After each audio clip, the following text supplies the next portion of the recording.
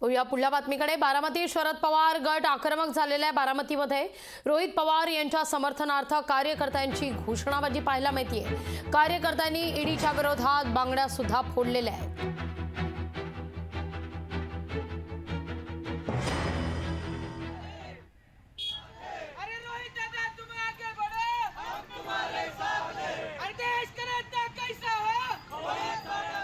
भाजप सरकारने जे रोहित दादावर ईडीची कारवाई केलेली आहे तो पूर्णपणे सूडबुद्धीने ती कारवाई केलेली आहे।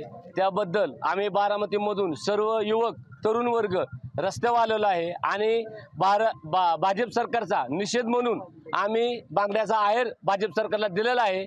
त्याबद्दल रोहित दादा जोपर्यंत ईडीची चौकशी संपत नाही तोपर्यंत आम्ही इथं प्रशासकीय बिल्डिंगमध्ये ठिय्या आंदोलन धरलेलं आहे। आम्ही सकाळी 10 वाजल्यापासून जोपर्यंत चौकशी संपत नाही तोपर्यंत आम्ही इथून हलणार नाही।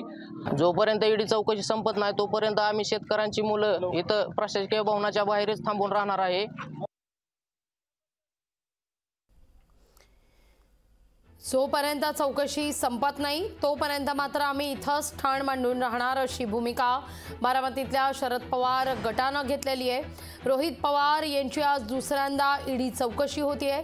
साधारणतः 1:07 रोहित पवार ईडी कार्यालयात पोहोचलेले आहेत। अद्याप ही चौकशी सुरूच आहे।